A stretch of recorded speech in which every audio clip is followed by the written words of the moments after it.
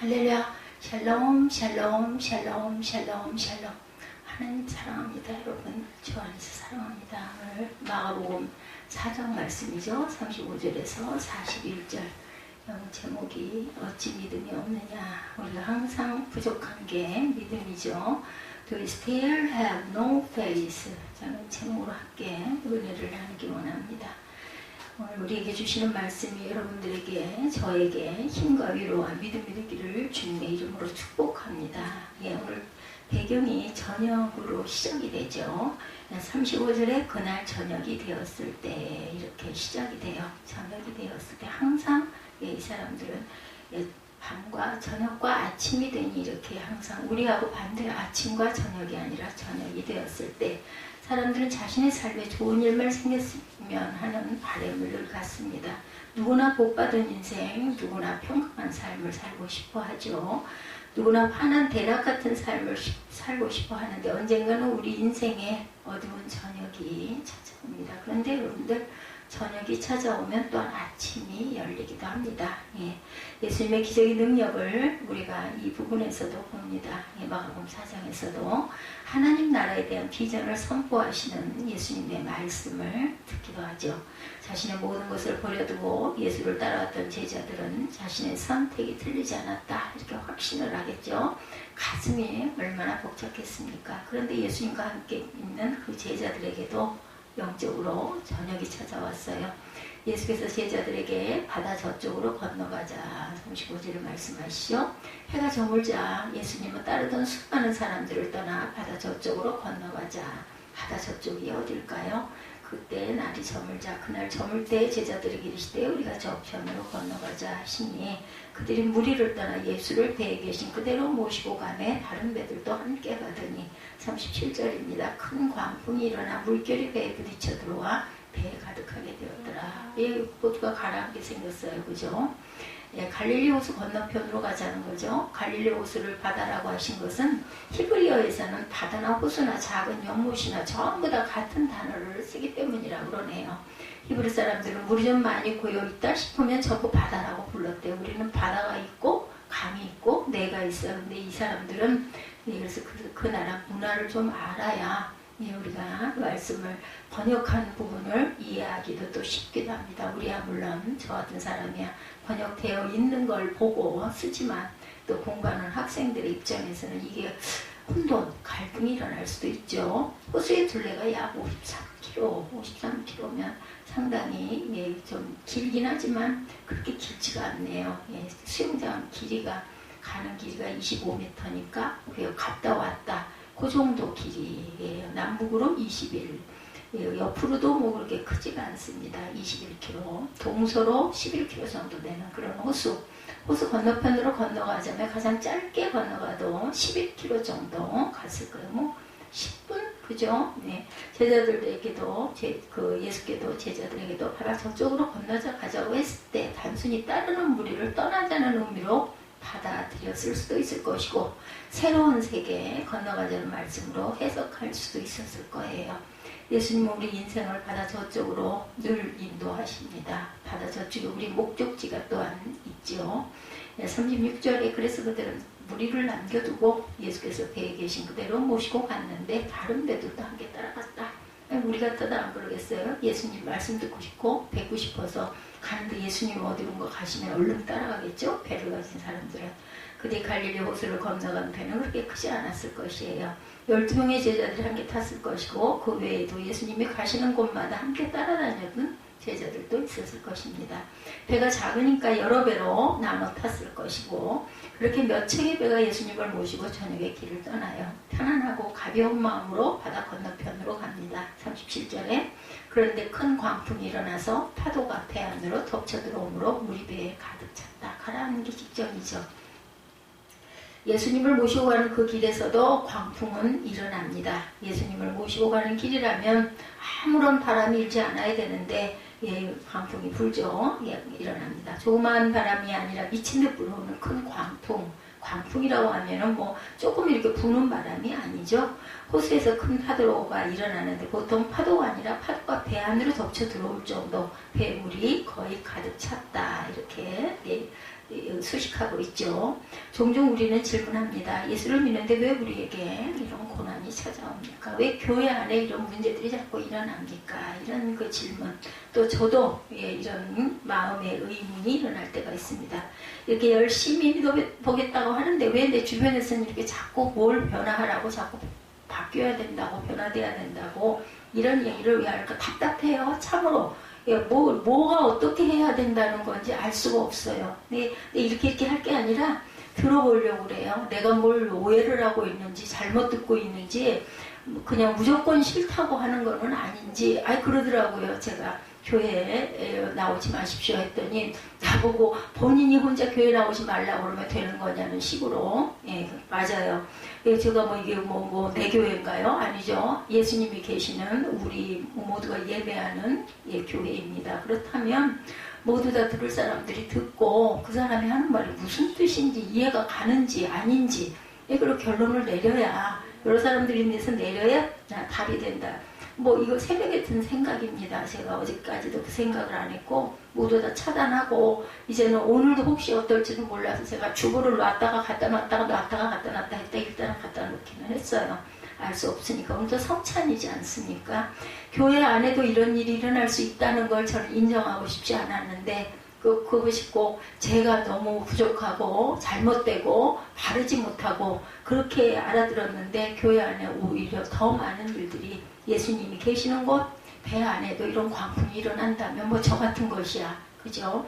내가 뭘 잘못해서인데 그게 아니라 제가 그 생각을 잘못 너무 이렇게 내 위주로 나는 정말 온전하게 바르게 열심히 그리고 나는 이제는 별로 뭔가를 막 해가지고 이러고 싶은 마음 없고 조용하게 그냥 내 마지막 나머지 얼마가 될지 모르는 기간을 좀 평강하게 하고 싶은 것도 좀 해보고 그렇게 마무리를 하고 싶은데 왜 자꾸 이렇게 옆에서 그분은 젊잖아요. 하고 싶은 것도 많고 꿈도 많겠지만 그리고 나는 나이가 들고 몸도 아프고 이제는 힘도 잘 못 쓰고 그렇지만 아직 내 정신은 주님을 향하고 있는 마음은 바르다고 생각을 하는데 내가 도대체 뭘 어떻게 변화가 돼야 되는지 좀 들어봐야 될 것 같아요.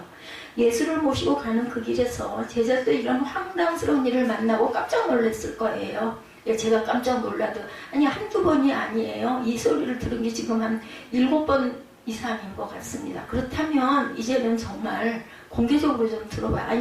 공개적인 부분을 싫다고 그러고 꽁무니를 빼고 가면 그만이고 그럼 다시는 오질 않겠죠. 정말 우리의 인생의 풍랑은 반드시 수시로 온다라는 것. 언제고 예기치 않게 풍랑이 옵니다. 우리는 준비하고 있어야 되겠죠. 믿음 있는 사람이든 없는 사람이든 상관이 없어요. 갈릴리 바다는 풍랑이 수시로 몰아치는 곳이고 세상이라는 바다도 풍랑이 특히나 사람들이 상고라는 것이 오히려 교회 쪽의 영적 공격이 더 클 수가 있습니다.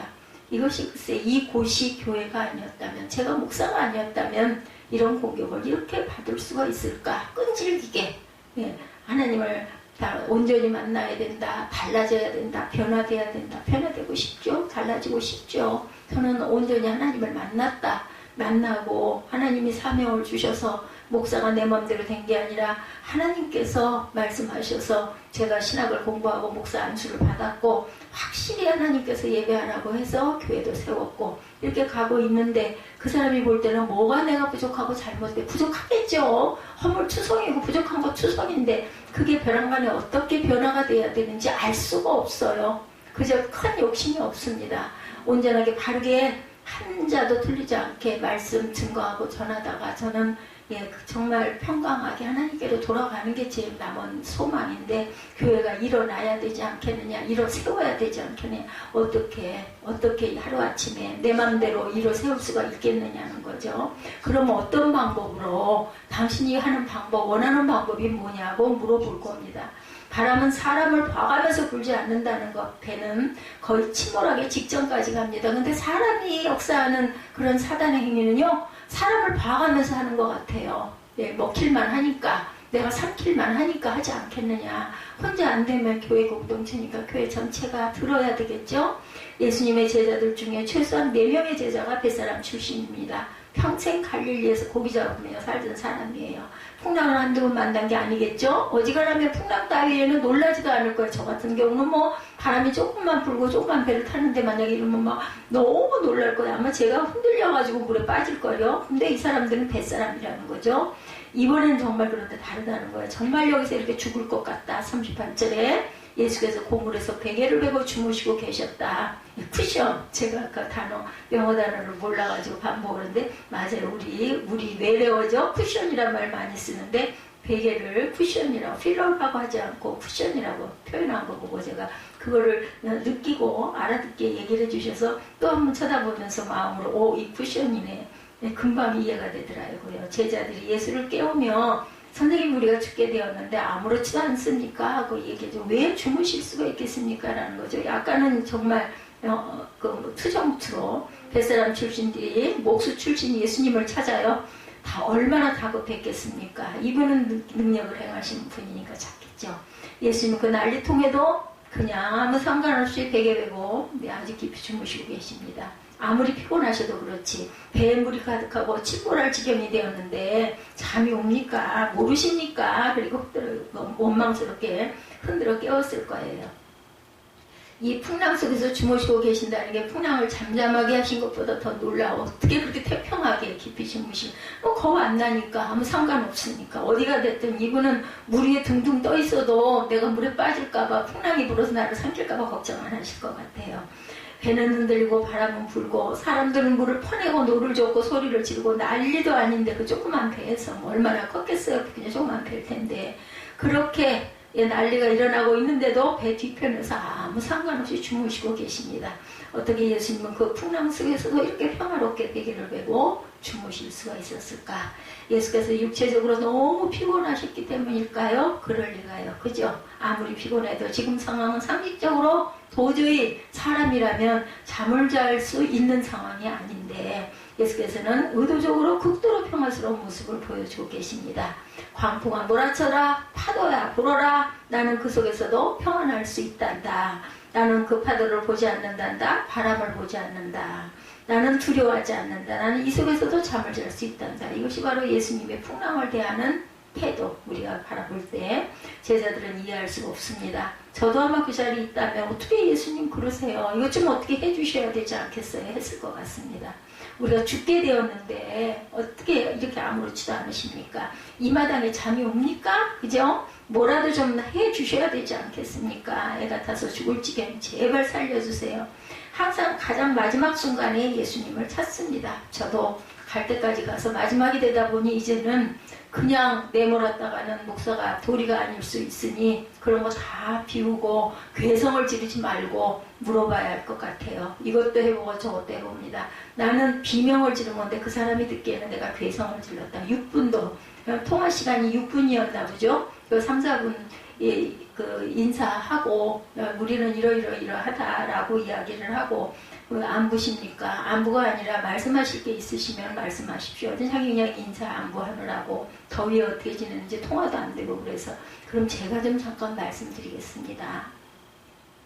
그냥 저는 이렇게 조그마한 교회에서 우리 그 가족과 함께 모여서 이렇게 주일 예배 드리고 저는 이렇게 살라고 하나님이 저를 지으셨고 태초에 당신은 당신 몫이 있어가지고 좋은 신학교에 합의도 박사학위에 또 성서 신학을 가르치는 그러한 사명도 주시고 은사도 주셔서 크게 많은 사람들에게 영향을 끼치려고 만드신 하나님의 뜻이 있으시니 저는 저대로 당신은 당신대로 이렇게 그러니 그 말 도중에 그 6분이라는 말인지 그 말 도중에 말이 나온 이야기가 그걸로는 부족하대요. 그걸로는.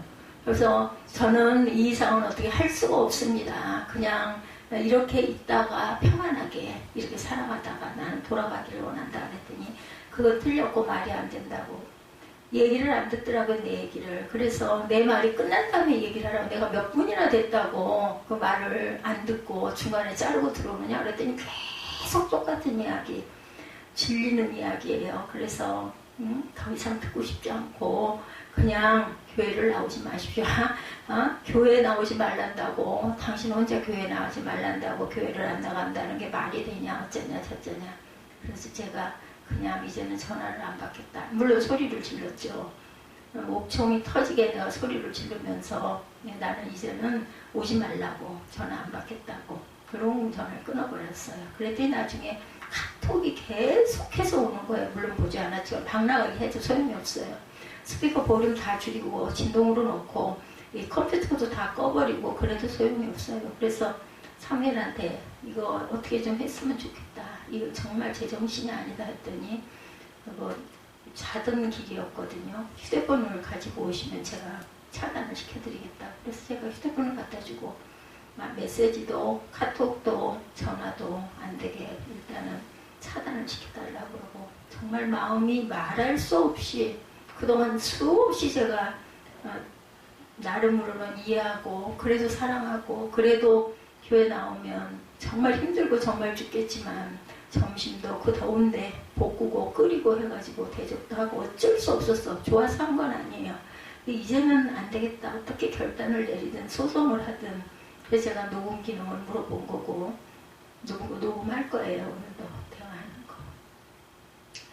하나님을 그만큼 못 믿는다는 말도 되겠죠. 하늘의 뜻을 기다리는 거, 사람이 할 바를 하지 않고. 저는 하나님이 하셔야 한다고 생각해요. 변화되는 것도 물론 우리가 기도해야 되고 우리가 열심히 예배해야 되겠지만, 교회가 성장하는 거 하나님이 변화시켜 주시고 하나님이 주시는 몫이어야 한다고 저는 생각합니다. 조그마한 작은 공동체라고 해서 우습게 볼 것도 아니고 커다란 중대형 교회라고 해서 꼭 대단하게만 볼 것도 아닙니다.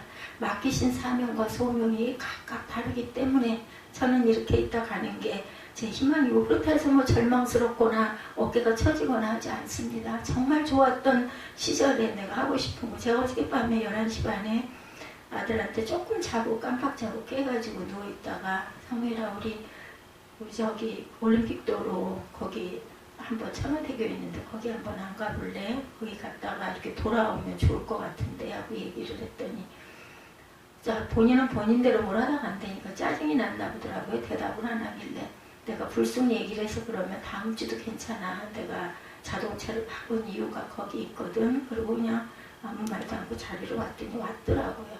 지금 가게 나도 스트레스를 받아 죽겠다고 편집을 죽자고 많이 했는데 건진 게 하나도 없어가지고 머리가 터질 것 같다고 어저께 밤 새벽 4시까지 그걸 다 해서 찍어놓고 오늘도 종일 이렇게 하고 이 밤에 전부 걸 마무리를 하려고 하니까 하나도 건질 게 없어가지고 스트레스를 있는 대로 받아가 죽을 것 같다고 왔더라고요. 근데 야, 저거 차 꺼내갖고 갔다 오면 차를 어디다 세우냐.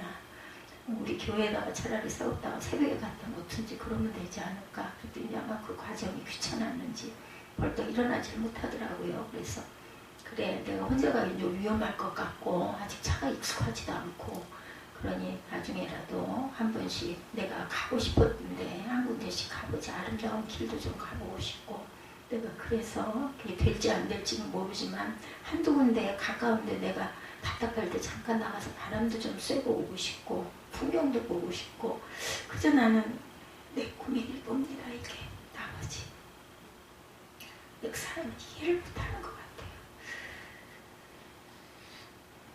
제자들은 배를 항해하는 것에 대해서만큼은 내가 전문가다 생각했을 거예요. 저도 어떤 면으로는 교만일 수도 있지만 제가 느끼기에는 말씀 증거하거나 전하는 것에서 이상하게 내 맘대로, 하나님 뜻이 아닌 내 맘대로 증거하고 전한 게 하나도 없는 것 같아요.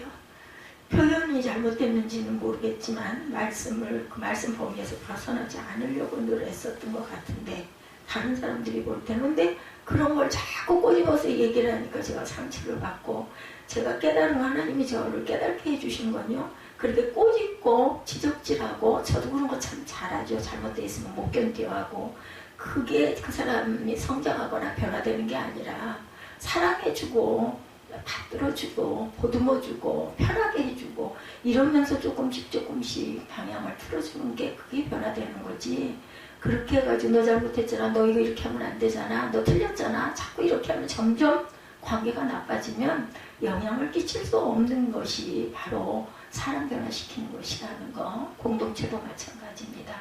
내가 알아서 해야 할 것들, 내가 잘해왔던 것 있을 거예요. 누구든지. 예, 내가 알아서 해야 할 것도 있습니다. 항상 문제는 내가 잘하는 데서 생기죠. 이것만큼은 내가 자신이라고 생각하는 것에서 문제가 생겨요. 아마 그 사람도 자기가 생각하는 그 성서신학이라는 어떤 건지는 모르겠지만 듣고 싶지도 않지만 신학이 좀 맞냐고요. 사상이 좀 맞냐고요. 근데 우리는 성경도 온전히 다 못 깨닫고 갑니다. 그렇기 때문에 신학자는 또 신학자들의 사명이 있을 겁니다. 그 사람들은 그냥 읽는 것에서 더 나가서 어떤 진리를 그걸 거기서 엑기스를 뽑아가지고 논문을 쓰고 그게 통과가 돼서 박사학위를 받고 하면 그 분야에서 그죠? 예, 알아주는 그러면 그 분야로 우뚝 쓴 다음에 자타가 공인한 다음에 그 다음에 이야기를 한다면 글쎄 그거를 추종하시는 분들도 많고 아 그래 맞아 그것도 맞긴 맞네 그냥 저는 그 정도이고 싶지 그걸 뭐 듣고 뭐 쓰고 뭐 외우고 뭐 저는 그러고 싶지 않아요. 근데 도대체 뭐가 변화가 돼야 된다는 건지 답답하더라고요. 더 실망스럽고 괴롭고 그걸 뭐 이해 못하면 서로 그렇겠죠. 그러면 함께 할 수 있는 부분이 아니에요. 너무나 다르기 때문에. 근데 다를 게 뭐가 있을까요? 하나님 말씀 안에 있는 어떤 학이라는 게 뭐가 그렇게 다를까요? 그 신학이 좋은 종류가 많습니까? 그러면 나머지 내가 알고 있는 내가 인정하는 내가 긍정하는 신학 외의 꿈은 다 틀렸습니까? 아닐 거예요. 모르고 있는 것일 수도 있지만 그렇게 많이 알고 싶지 않다니까요. 저는 그걸 억지로 이걸 들어야 된다고 하는 거 그거 잘못된 거잖아요. 이 세상에 왜 그 자유를 박탈을 합니까? 그건 무슨 자유? 결사의 자유인가요? 예, 무슨 자유가 있죠? 우리 자유의지를 주셨어요. 하나님이 선택할 수 있는. 하물며 저 그래도 목사예요. 하나님께서 기름 부어주셨다고 저는 생각합니다. 그 사람이 그걸 인정하든 말든 간에 내 마음대로 내가 목사가 돼서 쓰진 않았습니다. 분명한 것은 온전히 깊이 기도했고 하나님이 마음을 주셔서 뭐 제가 여기 서 있다고 해서 뭐 특별히 누리는 호화로운 게 있나요? 그저 말씀 좋아서 말씀 증거하고 전하고 그러게요. 숫자적인 부흥을 시키지 못한 게 제 잘못이라면 잘못이겠지만 어쩝니까? 제 몫이 이거밖에 안 되는 걸. 그리고 제가 혼자 애를 쓴다고 되는 건 아니에요. 하나님께서 은혜를 주셔야 사람도 오고 그리고 사람들이 불어날 수도 있는 것도 그런 공동체는 그런 공동체대로의 사명이 하나님께서 바라시는 사명이 있겠죠. 그래서 정말 괴롭습니다. 내가 한두 번 해본 것도 아니고 잘해왔던 일이라면 더욱 하나님께 맡기기가 어렵죠. 그래서 안가님을 쓰죠. 해보는 데까지 해보는 거죠. 바람은 점점 더 세져요. 그 배 안에 있던 제자들도 아마 그랬을 것이라는 거예요. 물을 퍼내보고 물을 퍼내도 끝이 없어. 계속 들어오는 걸 따라갈 수가 없죠. 바람과 싸우고 물과 싸우면 도무지 끝이 안 납니다. 어떤 훌륭한 사람들이 인생에 바닥을 치는 경우를 해야 한다 이런 말 많이 해요. 바닥을 치면 다시 올라올 수 있다고 말하죠. 그런데 정작 바닥을 쳤다고 생각했는데 나중에 보면 거기가 바닥이 아닐 경우가 있어요. 더 깊을 수 있어요. 어디까지 가야 되냐는 거죠. 더 이상 내려갈 곳이 없다고 생각한 그곳에서도 더 내려가라는 거. 실패의 실패를 거듭하기도 합니다. 어디가 끝인지 알 수 없을 정도로 고난과 실패가 계속됩니다. 그 사람은 이 고난과 실패를 당해보지 않아서였을 수도 있다는 생각을 저는 합니다. 이제 시작도 아니에요. 아직. 그죠? 준비하고 있는 단계예요. 그러면 또 얘기하고 싶어요. 10수년 한번 저처럼 이렇게 작은 공동체를 끌고 한번 예배를 해보세요. 쉬지 않고. 예? 제가 요즘에 새벽 예배를 반 가까이밖에 못 드리죠? 예, 나머지는 2편도 3편도 올리면서 그렇게 갑니다. 육신이 감당이 되지 않기 때문에 하나님 아시니까. 그렇지만 그 말씀 속에서 어떤 면으로는 좋은 점도 있더라고요. 연이어서 말씀을 묵상하다 보니 연결이 잘 되고 잊어버렸던 게 또 더 이해도 잘 되고 깨달아지는 부분도 있어요. 혼자라도 열심히 은혜 받고 블로그에 올리니까 그죠? 우리 몇 년 된 게 뭐 100몇 번 회도 나오네요. 사람들이 가끔은 열어보기도 하면 그것도 전하는 부분이면 전하는 부분 아닐까. 그래서 온전하게 올곧게 전하고 증거하려고 사람이 있든 없든 저는 그렇게 예배합니다. 사람들이 끝이라고 생각했을 때 고난과 실패가 계속되는 경우도 있다는 거. 해보지 않고 어떠니 저떠니 판단하는 것은 글쎄요. 그것도 하나님이 아시겠죠. 사람들이 위기에 몰리면 당황하죠. 우왕좌왕하게 됩니다. 어떻게 해야 할지 알 수가 없어요. 제가 어제 바로 그랬습니다. 정말 하루 종일 가슴이 뛰어가지고 어떻게 내가 이러다가 오죽하면 사무엘에게 이러다가 내가 죽기를 바라는 건 아닐까? 죽을 것 같은데. 그게 상대방들은 멀리 떨어져 있는 사람들은 제가 카톡을 하거나 문자를 하면은 그걸로 어떻게 상황을 알겠어요. 왜냐면 반복이 자꾸 여러 번 됐기 때문에. 근데 저는 정말 어떻게 마음을 진정할 수가 없어요. 제가 좀처럼 기도 봉투에다가 내 기도 제목 안 씁니다. 말씀 그냥 쓰고 마음으로 기도하고 마는데 오늘은 사단을 물리쳐 주시고 마음의 평강을 주시옵소서 이렇게 기도를 썼습니다. 하나님 아시겠죠? 어떤 부분이 잘못된 부분인지. 사람들이 이렇게 위기에 몰리면 당황하고 우왕좌왕합니다. 고층 빌딩에서 화재가 났을 때 수십 층에서 뛰어내리는 사람들이 왜 뛰어내릴까요? 아마 순간적일 것 같아요. 이 뒤에서 불이 타 죽을 것 같으니까 그냥 무조건 떨어지면 죽는데도 그거 생각 안 하고 그 순간이 무섭고 싫으니까 그냥 뛰어내리는 거죠. 그냥 그렇게 돌아가는 거죠.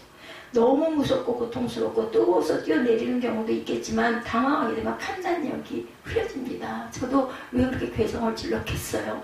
저는 아주 창자가 빠질 것 같이 정말 어떻게 해야 되겠느냐라는 그러한 비명이었는데 그 사람은 괴성이라고 그래요. 괴물이 지르는 소리네요. 괴성이면. 그죠? 그 말 자체가부터가 사람이 없는 거죠. 사람들이 당황하게 되면 판단력이 느려지고 뛰어내리는 것이 가장 안전하다고 순간적으로 판단이 되면 뭐 더 이상 생각도 안 하고 그냥 뛰어내리는 거죠. 자기만은 높은 곳에서 뛰어내려도 발부터 안전한 게 착지해서 살 수 있을 것 같은 생각? 글쎄 들었을까요? 저는 안 들었을 것 같아요. 그 순간은. 우리의 인생은 때로 점점 더 깊은 골짜기로 빠져들 때도 있습니다. 우리에게 불어오는 광풍은 점점 거세어집니다. 이제는 도저히 희망이 없고 더 이상 방법이 없다. 내가 할 수 있는 게 없다. 하는 데까지 하고 가다가 결국은 도저히 더 이상 버티지 못하다가 그 끝까지 내려갔다고 느꼈을 다음에 제자들은 예수님께 구조 요청을 한 겁니다. 우리들도 늘 그렇죠? 이것도 저것도 다 해보고 해봤는지 잘 될 줄 알았는데 실패만 거듭하고 불안하고 두렵고 어떻게 해도 누구에게가 하소연을 해봐도 이거는 도저히 이제는 답이 없을 때 마침내 하나님을 찾기도 합니다. 그러지 않은 사람들도 있겠지만 그런 경우들이 많이 있죠.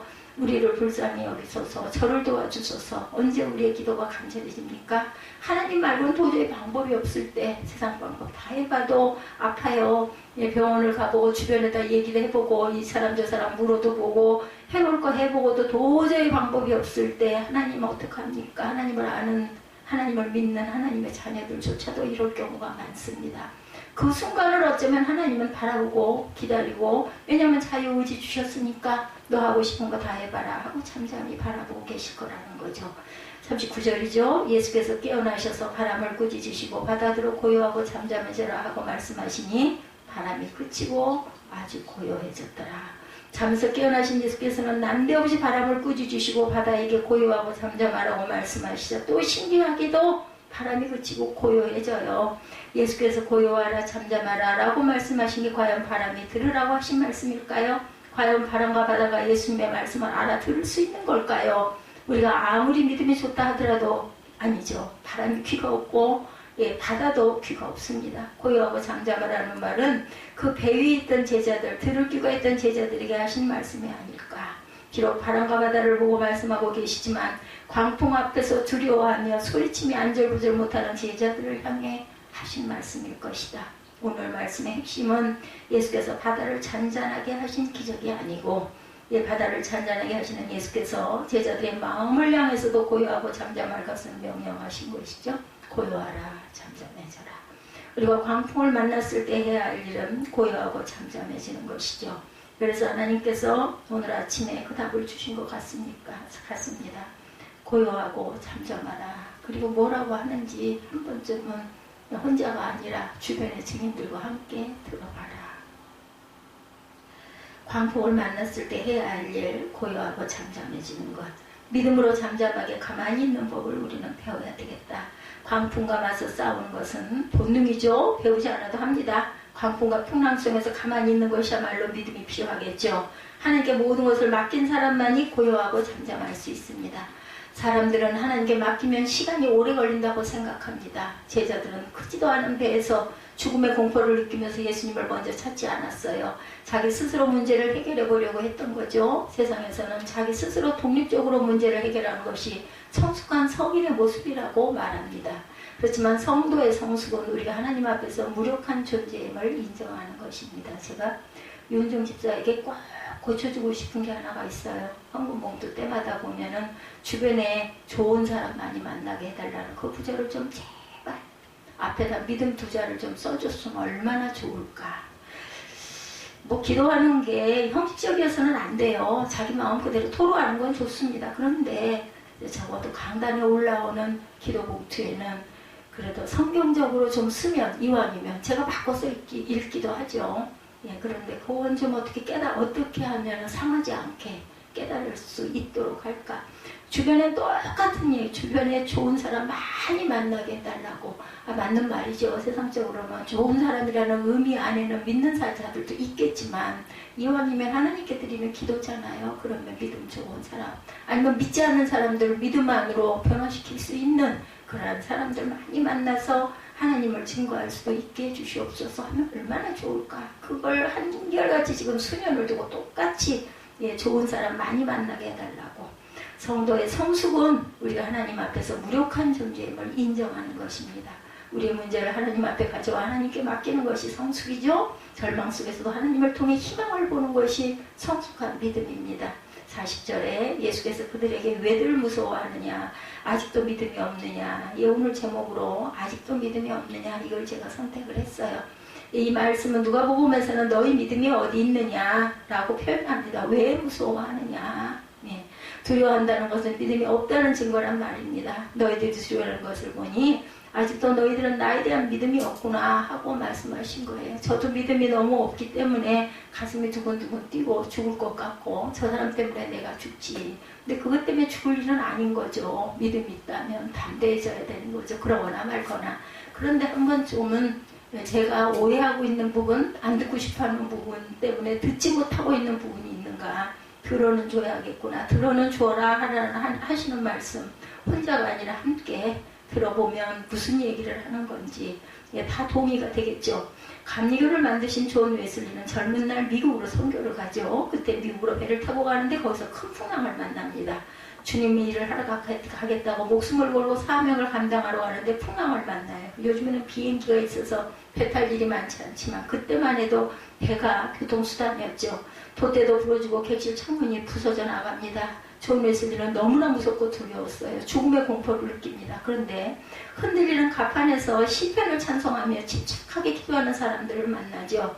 모라비안 교도들이었죠. 당신들 죽음이 두렵지 않습니까? 웨슬리가 묻습니다. 우리는 두렵지 않습니다. 오히려 하나님께 감사합니다. 이 모습을 보고 웨슬리는 충격과 부끄러움을 느끼게 되죠. 믿음은 광풍 앞에서도 두려워하지 않는 게 믿음이죠. 예수님이 우리와 함께 하신다면 우리는 결코 광풍 속에 가라앉지 않을 것이라는 믿음이 있다면 두렵지 않을 것입니다. 예수님은 우리와 함께 배를 타고 인생의 바다를 건너가고 계세요. 그분은 우리를 풍랑 속에서 꺼내주기 위해 오신 것이 아니고 풍랑을 함께 통과하기 위해서 오셨다라는 것. 풍랑도 두려워하지 않는 모습을 친히 보이시며 우리에게 말씀하시죠. 고요하라, 잠잠해져라. 이 말씀을 달리 표현하면 두려워하지 말라, 내가 너와 함께함이라. 놀라지 말라, 나는 내 하나님이 됩니다. 엊그제 질문하신 너희 두세 사람이 있는 그곳에 내가 있겠다라는 말씀이 여기 포함이 됩니다. 믿음 안에서, 생활 안에서, 예배 안에서, 기도 안에서 이 말씀이시죠. 너희 두세 사람이 내 이름으로 있는 그곳에 내가 언제나 함께하겠다. 모든 것을 포괄하고 있다고 저는 생각을 합니다. 그런데 흔히 우리는 기도할 때 예수님의 이름으로 기도합니다. 하기 때문에 혼자 기도하면 안 들으실까? 둘이 기도하는데 두 사람밖에 모이지 않은 기도회인데 이런 마음들과 위로하시는 말씀이 아닐까 저는 그렇게 생각을 했습니다. 너희 두세 사람 내 이름으로 있는 그곳에 내가 너와 함께하느라. 내가 너를 굳세게 하리라. 참으로 너를 도와주리라. 참으로 나의 의로운 오른손으로 붙들리라. 이사야 41장 10절 말씀입니다. 믿음은 두려움과 함께 공존할 수 없습니다. 믿음이냐 두려움이냐 정말 하나님을 믿는다면 두려워하지 말아야 합니다. 아멘. 사람을 제가 두려워할 필요가 없는데 그냥 좋게 지내고 싶어요. 좋은 이야기하고 가끔 만나 밥 먹으면 그냥 밥 먹으면서 즐겁게 담소하고 위로해주고 북돋아주고 다독여주고 좀 좋은 안부를 좀 물어주고 자신의 좋은 안부를 전하고 저는 그냥 그렇게 살고 싶습니다. 제가 소망이 뭐가 있겠어요. 인간에게 대한 소망 자체가. 배우자라는 그 인생에게 제가 소망을 예수 믿으면 됐고 바르게 갔으면 좋겠는 거. 그래서 그냥 가끔 안부 물어보고 자기 이렇게 하고 있다고 전하면 아이고 감사하네요. 그냥 인사해주고 저는 이렇게 지내고 싶어요. 우리에게 몰아치는 광풍과 파도가 두렵다면 그것은 하나님을 믿고 신뢰하는 것이 아니라는 것. 말로는 믿는데 믿기는 믿는데 진심으로 그분을 100% 신뢰하지 못하게 자꾸만 두려운 것은 아닐까. 더 못 믿어서 자꾸 다른 방법을 알아봅니다. 다른 방법으로 해결해보고 안 되면 하나님도 도와주시고 여기저기 보험을 들듯이 아무나 하나 걸려라 아무나 좋으니 날 도와주기나 하라고 그렇게 거둥거리기도 합니다. 예수께서 제자들에게 너희 믿음이 어디 있느냐 물으셨듯이 우리도 우리 자신에게 물어봐야 하겠습니다. 내 믿음이 어디 있지? 지금 내가 인생의 폭풍을 보고 있는지 아니면 하나님을 보고 있는지 살펴봐야 합니다. 인생의 폭풍이 왔을 때 내가 바로 위에 계신 하나님께 내가 기도했는지. 41절에 그들은 큰 두려움에 사로잡혀서 서로 말하기를 이분이 누구기에 바람과 바다까지도 그에게 복종할까 했다. 제자들은 바람이 멈추고 파도가 잔잔해져도 여전히 두려움 속에 있습니다. 이제 그들의 두려움은 불신의 두려움이 아니에요. 거룩하신 하나님 앞에서의 두려움입니다. 감히 감당할 수 없는 하나님의 아들을 경험한 사람들의 경외이죠. 경외 안에 두려움이 있어요. 그죠? 예, 경외라는 단어 안에 바람과 파도까지도 복종하는 예수님의 능력에 압도당합니다. 우리의 인생에는 수없는 광풍이 불어온다는 것. 언제든 우리를 위협하는 광풍이 시도 때도 없이 불어옵니다. 안타깝게도 많은 경우 우리는 실패하게 되죠. 우리의 무능함을 뼈저리게 느끼게 됩니다. 우리의 믿음과 관계없이 갑자기 나타난 광풍은 우리의 삶을 위협하고 때로는 말할 수 없는 고통과 두려움 속에서 바닥을 치는 경험을 하게 합니다. 제가 어저께 느꼈던 것처럼 인생을 광야라고 비유한다면 갈릴리 바다 역시 우리의 인생입니다. 당연하게도 우리 인생은 잔잔하지 않습니다. 제가 욕심을 부린 거죠. 잔잔하기를 바란 제가. 우리가 절대 잊지 말아야 할 것은 예수께서 우리의 배에 함께 하신다라는 것. 내가 너와 함께 함이라. 그런데 제가 혼자라서 그랬을까요? 너희 두세 사람이 있는 내 이름으로 있는 그곳에 내가 너와 함께 함이라. 우리와 함께 풍랑을 통과하기 위해서 우리가 주님을 부를 때까지 기다리고 계십니다. 광풍은 분명 무섭고 두려운 존재지만 거기에 압도당하지 말고 두려워하지 마십시다. 그것은 우리를 죽일 듯 몰아붙이지만 결코 우리를 무너뜨리지는 못합니다. 가만히 잠잠히 하나님께서 우리를 도우실 것을 믿고 풍랑을 견디고 아주 너무너무 힘들겠지만 여전히 조마조마하겠지만 견디는 것이 믿음이라는 것. 너무 힘들어서 기도조차 하기 힘들 때 온전히 고통스러워하는 신소리라도 들으시고 틀림없이 우리를 건져주실 것입니다. 날마다 숨쉬는 순간마다 내 앞에 어려운 일 보내 주님 앞에 이 몸을 맡길 때 슬픔 없네 두려움 없네. 우리는 하나의 풍랑을 이길 때마다 우리를 도우시는 하나님을 경험합니다. 살아계신 하나님을 만나게 될 것이죠. 시편 23편에 다윗이 노래합니다. 내가 사망의 음침한 골짜기로 다닐지라도 해를 두려워하지 않을 것은 주께서 나와 함께 하심이라. 주의 지팡이와 막대기가 나를 안위하시나이다. 아멘.